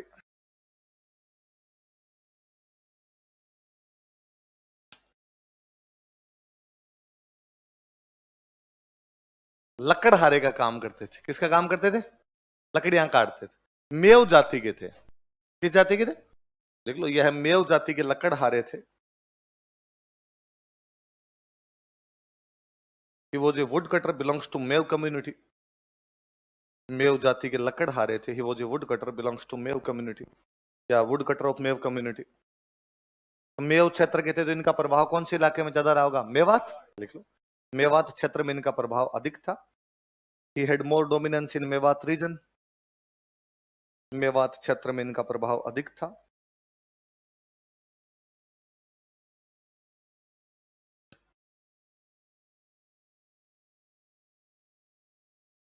मेवात क्षेत्र में था, तो इन्होंने भी उपदेश कौन सी भाषा में दिए होंगे? मेवाती।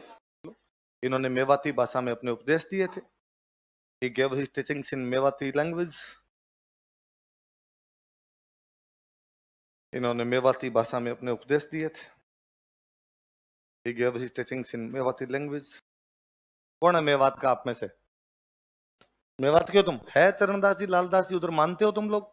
किसको? लालदास जी को, चरणदास जी को? चरणदास जी को ज्यादा मानते हो, लालदास जी को नहीं मानते ज्यादा? और कौन है भाई? और मेवात का किसको मानते हो? चरणदास जी को, लालदास? दोनों को ही नहीं? अगर मैं खुद को ही मानता हूं और किसी कुछ नहीं मानता, तो कैसे बोलते मेवाती लैंग्वेज? तो मेवाती में उपदेश दिए तो कैसे होती है मेवाती? कुछ ही बोल, ये क्या बोल के बताऊं? ये बोल दे। अब इसको तू बोलता तो कैसे बोलता? नहीं, बिना माइक की बोल देगा ये। हाँ है? क्या बोलूं इसको, ये क्या बोलूं इसको, मेवाती में बोल, काई बोलूं, काई बस यही होता है। तो ये तुम काई का तो हम काई बोल देते हैं, बिंदी लगा देते हैं, इतना ही तो फर्क हुआ, फिर तो क्या फर्क हुआ। ये मोकू तोकू आपकी तरफ ही नहीं बोलते क्या है? मोते, ऐसे ऐसे नहीं बोलते है, वो भरतपुर है। अच्छा, मोकू तोकू वाला मेवात है। हाँ, क्या पीछे वाले क्या बता रहे हैं? ओए, इधर सामने, पीछे मुड़ के नहीं है अपने। हाँ। क्या बता, मैंने तो ये इधर वाले आजकल भरतपुर वाले गाने सुने दो चार, उनके अंदर आता है मोते मम्मी भी लड़े, मोते पापा भी लड़े। यार ये सही है, मोते अमन लड़े, मोते अजीत लड़े। देखो, सारे नाम जितने गांव में सबके नाम और लिए हुए उसके अंदर। तो मुझे लगा ये मेवाती नहीं है, ये कौन सी है? ये ब्रज, ब्रज वाली उधर वाली आ गई। चलो ठीक। तुम्हारे वाली मोको तो को लगे, तुम्हारे वाला गाना बताओ तो कौन सा है? कचड़ा वाली गाड़ी कौन सा है? कचड़े वाली बाड़ी में तिरछे नैन चला रही है, ऐसा कोई गीत है? वही आपका नहीं है, वो आपका है। चलो फिर क्या मतलब यार। चलो आगे लिखो। लिखो संत माऊ जी।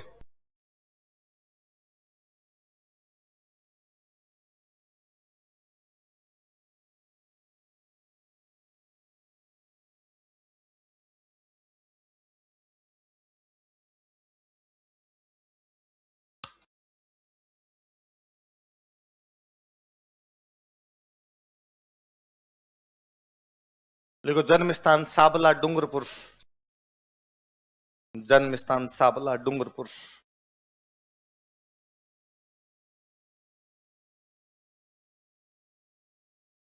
जन्म स्थान कौन सा है? साबला। नवा टापरा में वेणेश्वर धाम बताया था। वेणेश्वर धाम की स्थापना इन्होंने करवाई थी, लिख लो। इन्होंने वेणेश्वर धाम की स्थापना की थी। इन्होंने वेणेश्वर धाम की स्थापना की थी। ही फाउंडेड वेणेश्वर धाम।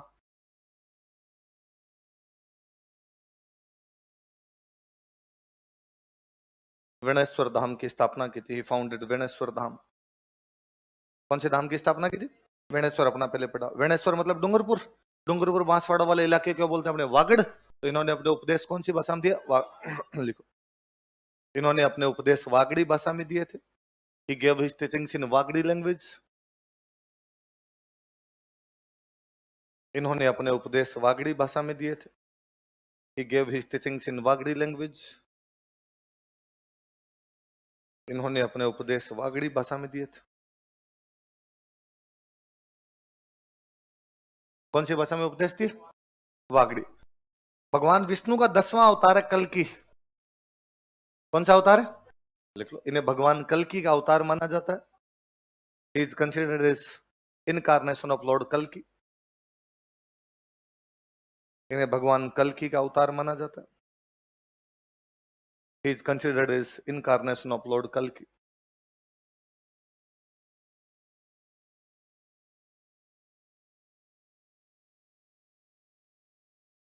इनका जो मुख्य ग्रंथ है उसका नाम है चोपड़ा। लिखो मुख्य ग्रंथ, मेन टेक्स्ट, चोपड़ा।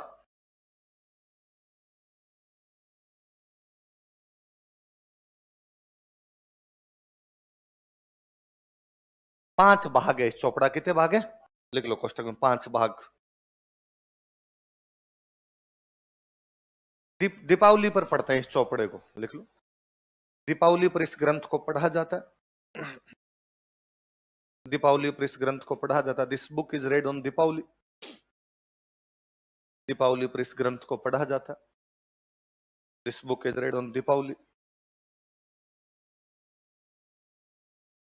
इस ग्रंथ में भविष्यवाणियां की गई है। इस ग्रंथ में भविष्यवाणियां की गई है।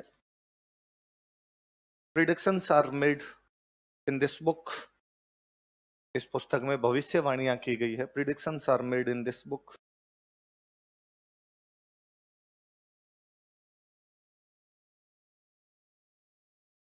लाइन चेंज कर लिखो। इस पुस्तक में तीसरे विश्व युद्ध की भविष्यवाणी भी है। Third world war is also predicted in this book.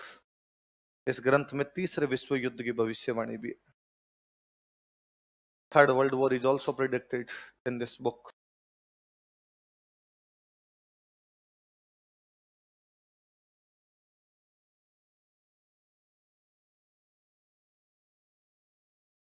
किसकी भविष्यवाणी है? तीसरे। वैसे नॉर्मली इसमें वो चीजें पंचांग टाइप का है ये, दीपावली पर निकाल के इसको वो जो पंडित जी होते हैं वहां के मंदिर के, वो इसको निकाल के पढ़ते हैं और वैसी चीजें हैं। पर अगले एक साल के अंदर क्या क्या होगा वो इसके अंदर यूं लिखा हुआ रहता है कि भाई इसके अंदर लिखा हुआ है कि अगले एक साल में बरसात ज्यादा होगी या बरसात कम होगी, पशुओं से संबंधित कोई बीमारी आएगी कि नहीं आएगी, मनुष्य से संबंधित कोई बीमारी आएगी कि नहीं आएगी, इस प्रकार की कई बातें इसमें कोड वर्ड में लिखी होती है।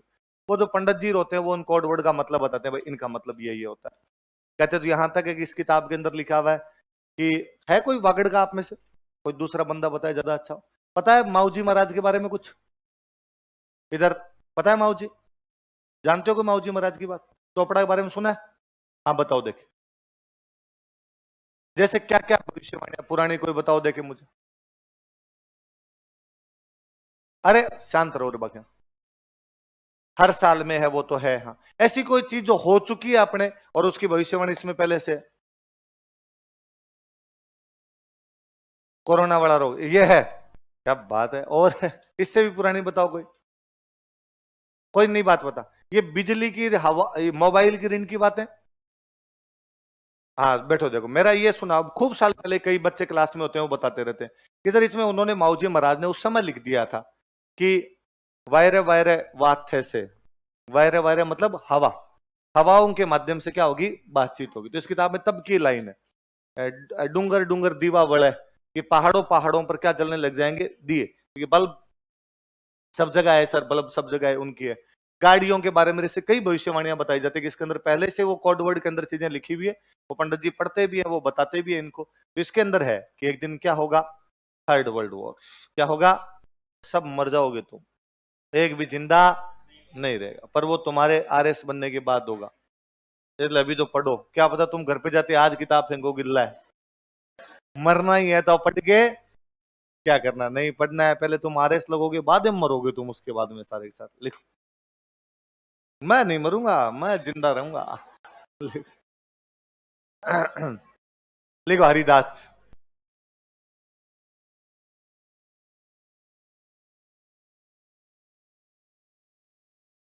हरिदास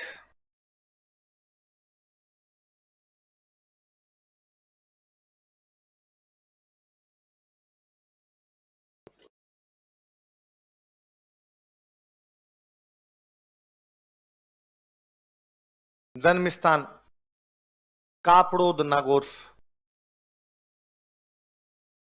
जन्म स्थान कापड़ोद नागौर में जगह पड़ती है।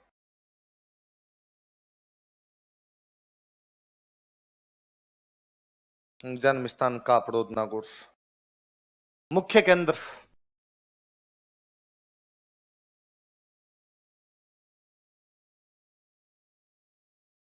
काढ़ा। डीडवाना के अंदर उनकी वो जगह है, उस जगह का ही नाम है डीडवाना नागौर।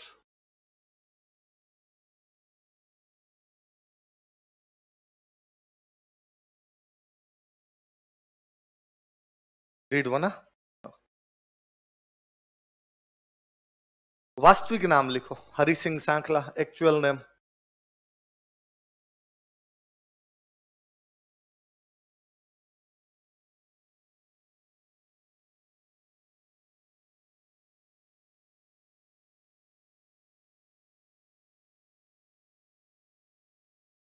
ये भाई पहले डाकू थे, बाद में लास्ट में बुढ़ापे में जाके क्या बने थे, संत। 900 चूहे खा के, ऐसा कुछ नहीं बोलना, लिखो नहीं बोलना आगे, संत आदमी है लिखो। यह पहले डाकू थे, earlier he was a dacoit. Valmiki ji नहीं थे जैसे, वैसे ही यह पहले डाकू थे लेकिन बाद में संत बन गए थे, but later on he become saint. Earlier he was a dacoit but later on he became a saint. यह पहले डाकू थे लेकिन बाद में संत बन गए थे।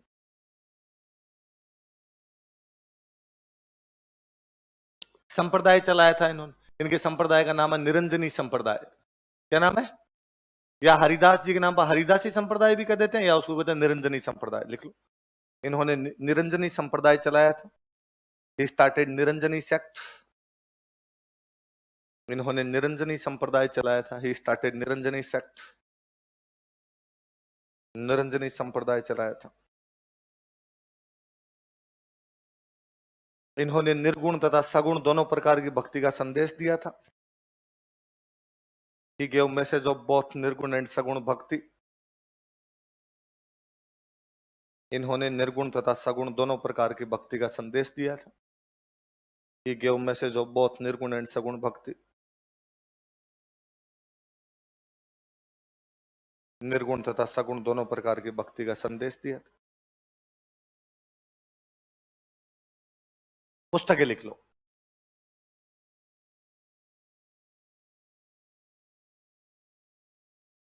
मंत्र राज प्रकाश और हरि पुरुष जी की वाणी।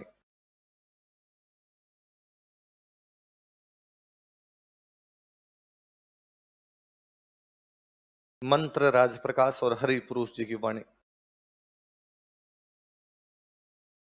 क्या नाम बुक के बताओ देखे। मंत्र राज प्रकाश और हरि पुरुष जी की वाणी।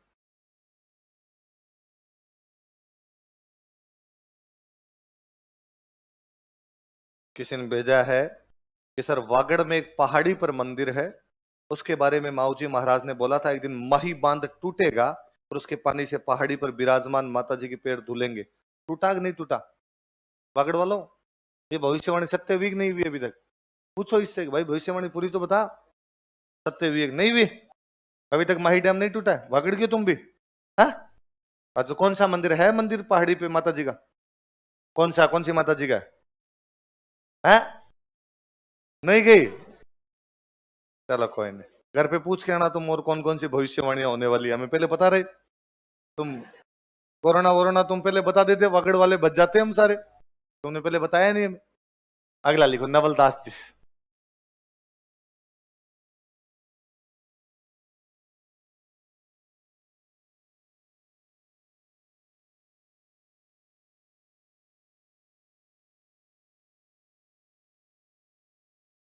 जन्म स्थान हर्षोलाव नागौर। जन्म स्थान हर्षोलाव नागौर।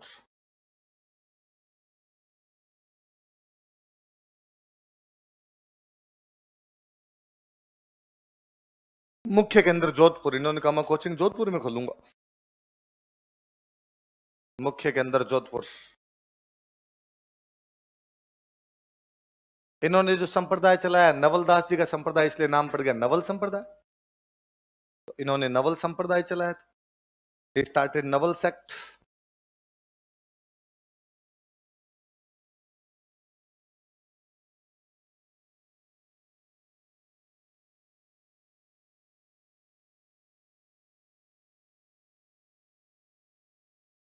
पुस्तक का नाम लिख लो नवलेश्वर अनुभव वाणी।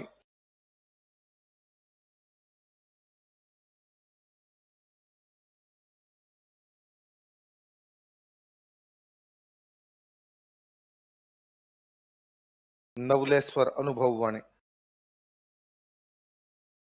है।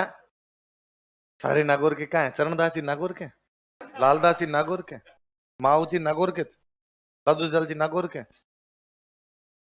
तो इतने लिखवा दिए, उनमें दो नागौर के हैं, इसमें तेरे को सारे लग गए। नागौरी कूटेंगे पकड़ के तेरे को। आगे लिखो लालगिरी जी।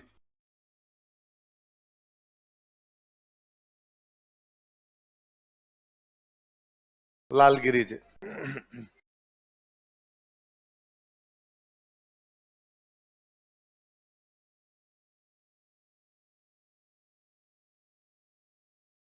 जन्म स्थान लिखो सुलखनिया चूरू।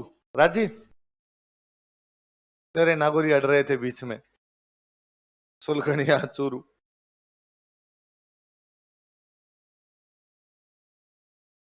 इन्होंने कोचिंग खोली बीकानेर में। लिख लो मुख्य केंद्र बीकानेर।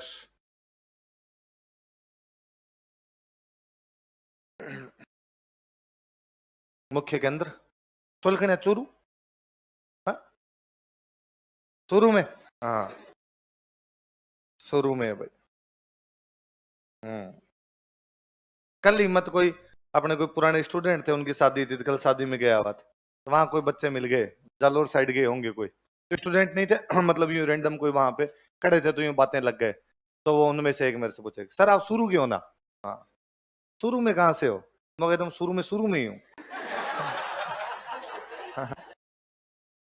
शुरू का ही हूं। चल,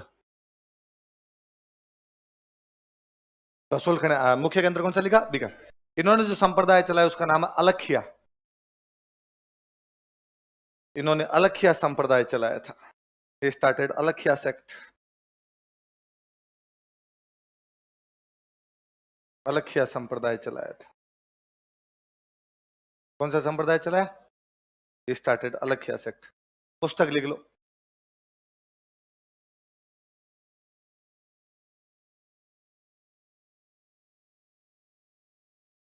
अलग स्तुति प्रकाश।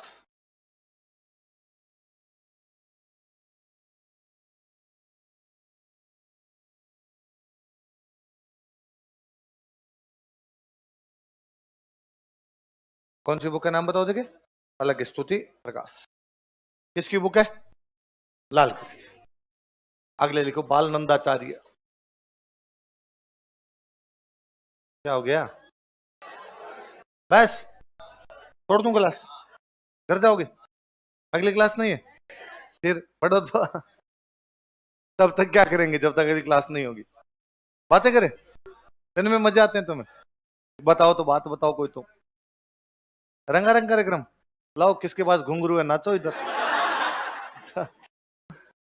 लिखो बाल नंदाचार्य। झुंझुनू में एक जगह पड़ती है लोहागर जी। ला अशोक राजी हो जा रहा है, तेरे सिक्कर के पास का आ गया। लिखो मुख्य के अंदर लोहारगल झुंझुनू। गांव बोलते हैं लोहागर जी। वो लोहागर जी यही है भाई। लोहारगल झुंझुनू है ना। ऐसा कहते हैं कि पांडव अपने वनवास के दौरान यहाँ पर आए थे और अपने हथियार गलाए थे। यहाँ पे लोहा गलाया गया, इसलिए जगह का नाम क्या पड़ गया? लोहारगल। पर बाल नंदाचार्य जोरदार संत हुए भाई। ये अपने पास हथियार रखते थे, सेना रखते पूरी, हथियारबंद, इसलिए नाम पड़ गया इनका लश्कर संत। क्या नाम पड़ गया? सेना को बोलते हैं लश्कर। लिख लो। यह अपने पास सेना रखते थे। ही हेड इज आर्मी। यह अपने पास सेना रखते थे। ही हेड इज आर्मी। अतः इन्हें लश्कर संत कहा जाता है। अतः इन्हें लश्कर संत कहा जाता है। सो ही is called A Lashkar Saint. अतः इन्हें लश्कर संत कहा जाता है।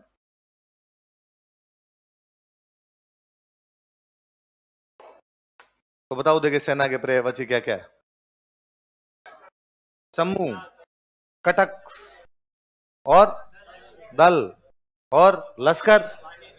एक लश्कर वाहिनी, एक ये बता दिया। तो आपने पढ़ते हैं देखो, राज सिंह की उपाधि थी विजय कटकातु। तो कटक, विजय कटक, कटक को जीतने वाला है ना। अपने पृथ्वीराज चौहान की उपाधि पढ़ते हैं दल पुंगल। तो दल और कटक दो तो वही हो गई अपने आप के अंदर। एक अपन ने पढ़ लिया, क्या पढ़ लिया? लश्कर, सेना, समूह, ये आप जानते। तो अब इस सेना का करेंगे क्या? तो औरंगजेब जब मूर्तियां तोड़वा रहा था, इन्होंने औरंगजेब के खिलाफ 52 मूर्तियां बचाई थी। कितनी मूर्तियां बचाई? औरंगजेब के खिलाफ हिंदू देवी देवताओं की 52 मूर्तियों की रक्षा की थी। He protected 52 idols of Hindu god and goddess against Aurangzeb. Aurangzeb के खिलाफ हिंदू देवी देवताओं की 52 मूर्तियों की रक्षा की थी। He protected 52 idols of Hindu god and goddess against Aurangzeb. Aurangzeb के खिलाफ हिंदू देवी देवताओं की 52 मूर्तियों की रक्षा की थी, या 52 हिंदू देवी देवताओं की मूर्तियों की रक्षा की थी। औरंगजेब के खिलाफ अपने राजस्थान में दो बंदे लड़ रहे थे, मेवाड़ के महाराणा राज सिंह जी और आपके मारवाड़ में दुर्गादास राठौड़। मारवाड़ में कौन? इन दोनों को सेना भेज के कोई सहायता कर रहे थे, तो कौन थे? लिख लो। अपनी सेना भेजकर मेवाड़ के राज सिंह तथा मारवाड़ के दुर्गादास राठौड़ की सहायता की थी। He helped Raj Singh of Mewad and Durgadas Rathod of Marwad by sending his army। अपनी सेना भेजकर मेवाड़ के राज सिंह तथा मारवाड़ के दुर्गादास राठौड़ की सहायता की थी। मेवाड़ के राज सिंह तथा मारवाड़ के दुर्गादास राठौड़ की सहायता की थी। He helped Raj Singh of Mewad and Durgadas Rathod of Marwad by sending his army। कौन से महाराज ने भाई? बाल नंदाचार्य। अगले लिखो संत दास जी। हाँ शास्त्र तो जानो पड़सी भले रो के जाओ राजी राजी जाओ। लिखो संत दास जी।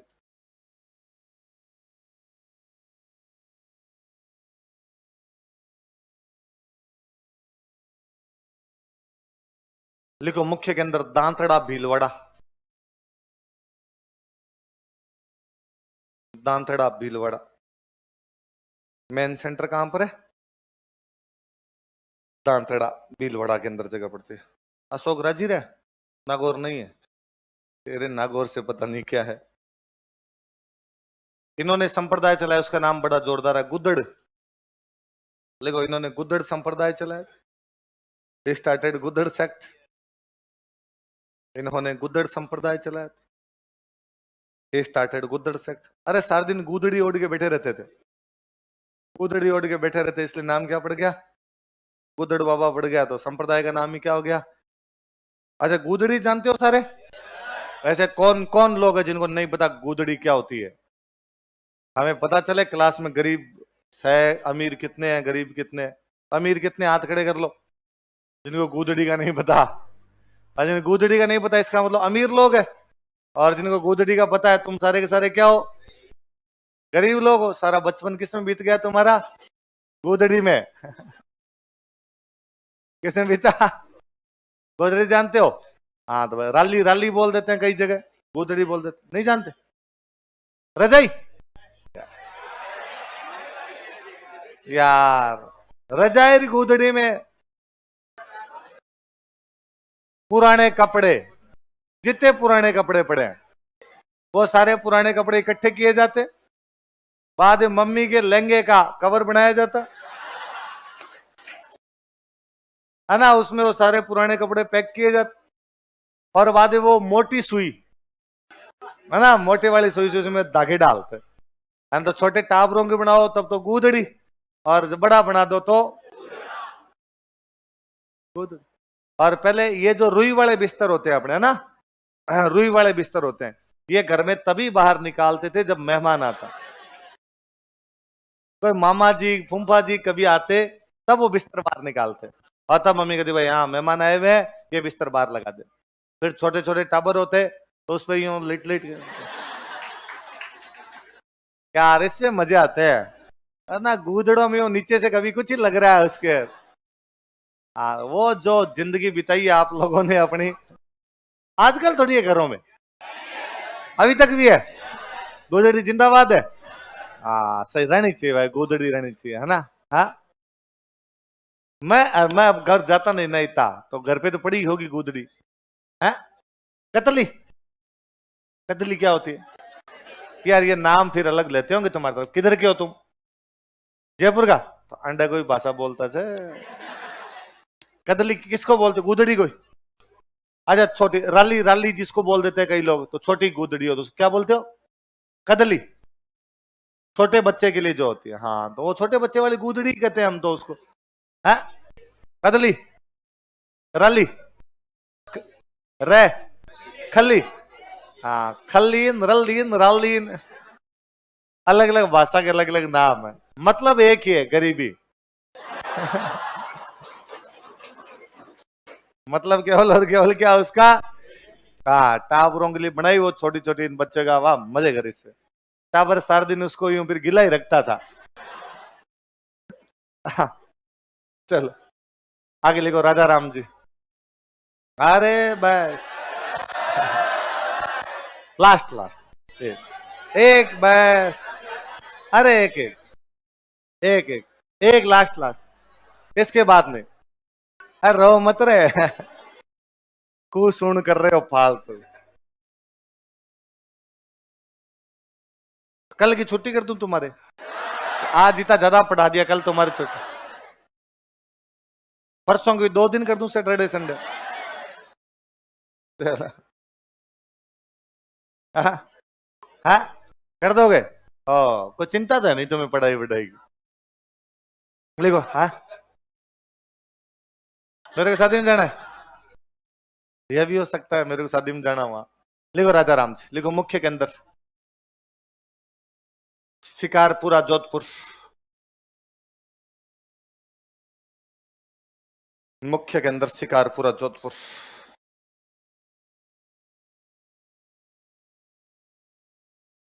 मुख्य के अंदर कौन सा है? शिकारपुरा। पटेल समाज के लोग इन्हें अपना मुख्य संत मानते हैं, लिख लो। पटेल समाज के लोग इन्हें अपना मुख्य संत मानते हैं। People of Patel community consider him man saint, a prominent saint. Patel समाज के लोग इन्हें अपना मुख्य संत मानते हैं। People of Patel community consider him prominent saint. वैसे जाम्बोजी महाराज और जसनाथ जी महाराज कह गए पेड़ पौधे नहीं काटने, इन्होंने भी कहा था, तो अपने कह सकते हैं कि इन्होंने किसका संदेश दिया? पर्यावरण संरक्षण। इन्होंने पर्यावरण संरक्षण का संदेश दिया था। He gave message of environment conservation.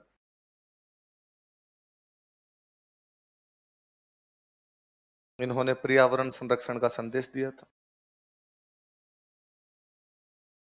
He gave message of environment conservation. किसका संदेश दिया था?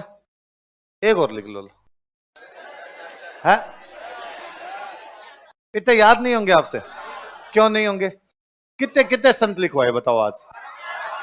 है? बस दादू दयाल जी तो हो गए थे, उनको नहीं गिना था। तो दादू दयाल जी के ला कितने? 11, जिनमें लास्ट वाले 5 जो है इनके बारे में लाइन है 3-3। है?